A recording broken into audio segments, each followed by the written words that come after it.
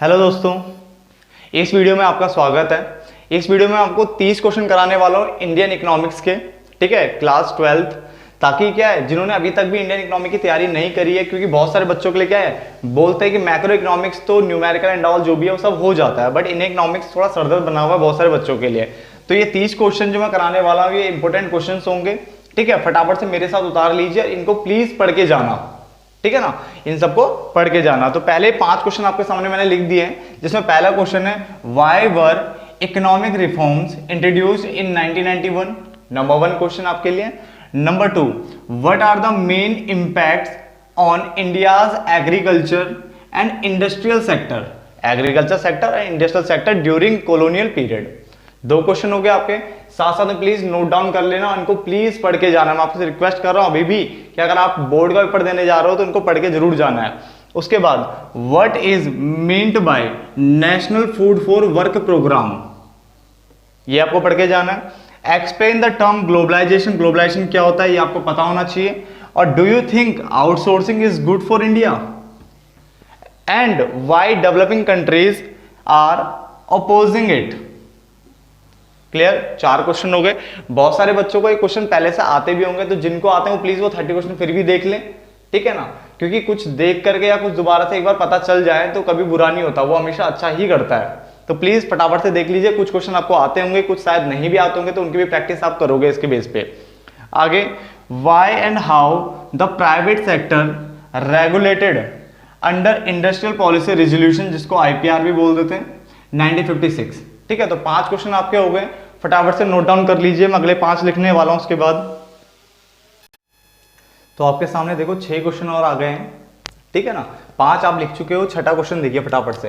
देखो, explain the term informalisation क्या होता है, आपको ये पता होना चाहिए। इनफॉर्मलाइजेशन क्या होता है आपको ये पता होना चाहिए। साथ साथ what are the causes behind informalisation in India, clear, note down करते रहिए साथ साथ में। Define organic farming and its advantages. अगर आपके पास इनके आंसर नहीं है तो आप मुझे कमेंट बॉक्स में लिख सकते हो, मैं इनका आंसर आपको भेजता रहूंगा। दूसरी चीज, ठीक है, वैसे आपके पास इनका आंसर होने चाहिए, अगर नहीं भी है तो आप नेट पर अगर इनको सर्च करते हो किसी पर्टिकुलर क्वेश्चन को, तो आपको बड़े प्यार से इनका आंसर मिल जाएगा बन बनाया हुआ, ठीक है ना, क्योंकि ये क्वेश्चन काफी अच्छे क्वेश्चन है, ये हर जगह अवेलेबल रहते ही रहते हैं। उसके अलावा discuss the impact of shifting from inward looking trade strategy to outward looking trade strategy on the India's export, clear. Then what will be the impact of GST, इसके ऊपर आ सकता है, डीमोनेटाइजेशन के ऊपर आ सकता है, या कोविड-19 का इंडियन इकोनॉमी पे क्या इम्पैक्ट पड़ा, क्या प्रभाव पड़ा था, वो आपको बताना पड़ेगा। उसके अलावा why are regular salaried employees more in urban areas than rural areas, ठीक है ना, ये क्वेश्चन आपका आ गया। देन 11वां क्वेश्चन देखिए, what was the impact of zamindari system on peasant welfare. Peasant मतलब अच्छे किसान होता है, क्या होता है, किसान की बात करते हैं यहाँ पे। तो आपके 6 क्वेश्चन और हो गए हैं, ठीक है। तो टोटल मिला के हमने 11 क्वेश्चन कर लिए। आगे बढ़ते हैं, फटाफट से इसको उतारते रहिए, ठीक है ना। तो हम आगे बढ़ते हैं, उसके अलावा मैं 5-6 क्वेश्चन और लिखता हूं आपके सामने। और आगे बढ़ते हैं, हमने कहाँ तक क्वेश्चन कर लिए थे, अगर आपको पता हो तो हमने 11 तक क्वेश्चन कर लिए थे, ठीक है। 12वां स्टार्ट करते हैं। 12th में देखिए आपके पास क्या है, कह रहा है do you think that grains of green revolution are significant but not sufficient. Discuss करना है इस क्वेश्चन को। उसके अलावा define poverty and explain the different causes of poverty, clear हो गया। टोटल मिला के हमारे 13 क्वेश्चन हो चुके हैं, ठीक है। काफी अच्छे क्वेश्चन है, मैं दोबारा बोल रहा हूँ, नोट डाउन करते रहिए, साथ साथ में वीडियो को पॉज करते रहिए और साथ साथ में इसको नोट डाउन कर लीजिए, ठीक है। उसके अलावा 14 क्वेश्चन देखो, difference between formal sector and informal sector of employment, ये आपको डिफरेंस बताना है। उसके अलावा एक डिफरेंस और है, distinguish between green revolution and golden revolution, इसके बारे में आपको पता होना चाहिए। डन। उसके बाद 16वां क्वेश्चन देखिए, यानी 16th क्वेश्चन जो हमारे पास है, why female workers in rural areas unwilling to migrate to outside jobs, clear. Also, why are less women found in regular salaried employment? तो हमारे पास ये 16वां क्वेश्चन था, ठीक है, जो काफी ज्यादा इंपॉर्टेंट माना जाता है अपने आप में, अच्छा क्वेश्चन है, ठीक है ना। तो ये सारे क्वेश्चन हो गए यहाँ तक। अब सिर्फ 14 क्वेश्चन और रह गए। 17वां क्वेश्चन देखिए, explain growth and equity as a planning objective, as a planning objective. Clear? तो हमारे पास ये 17 क्वेश्चन यहाँ तक मैंने कर दिए हैं, 12 13 14 15 16 17। क्लियर?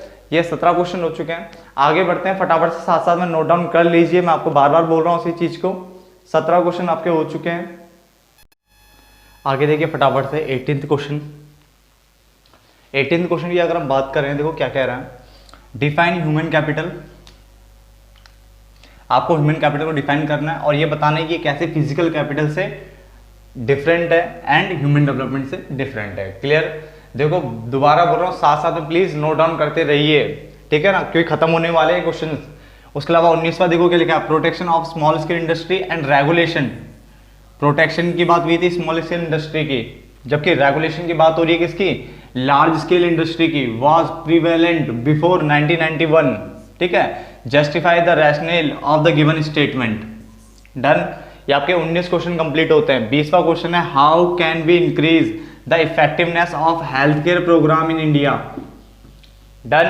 10 क्वेश्चन कुल रह गए हैं, जिसमें से 21वां क्वेश्चन जो हमारा है वो कौन सा है, what are the major factor responsible for the growth of service sector in India. Clear? Then 22वां क्वेश्चन है, what are the steps needed for sustainable development in India. Clear? हमारे 22 क्वेश्चन कंप्लीट हो जाते हैं। 23वां क्वेश्चन देखिए, discuss briefly about challenges in agricultural credit in India. ठीक है ना, यानी एग्रीकल्चर क्रेडिट के सामने जो भी चैलेंजेस आ रहे हैं, वो चैलेंजेस फेस कर रहे हैं, वो आपको लिखने पड़ेंगे यहाँ पे। 24th क्वेश्चन है आपका, suggest some measures to remove poverty. But याद रखना कहाँ पे किसकी बात कर रहा है, रूरल इंडिया। ठीक है, suggest some measures to remove poverty in rural India. Done. हमारे 24 क्वेश्चन कंप्लीट होते हैं। अब सिर्फ 6 क्वेश्चन रह जाते हैं, फटाफट से नोट डाउन कर लीजिए। डन। वीडियो पॉज कर लीजिए और उसको नोट डाउन कर लीजिए।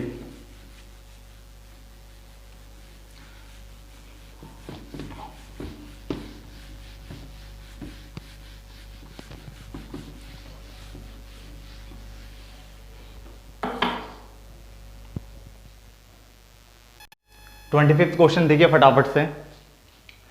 25th क्वेश्चन में आपके पास है, infrastructure contributes to the economic growth of the country, do you agree, explain with reason. Clear? ये 25th क्वेश्चन है आपका। 26th क्वेश्चन होगा आपका, briefly explain the common strategies of India and its neighbour, यानी पाकिस्तान एंड चाइना की बात कर रहा है, followed for their respective development path. ठीक है ना।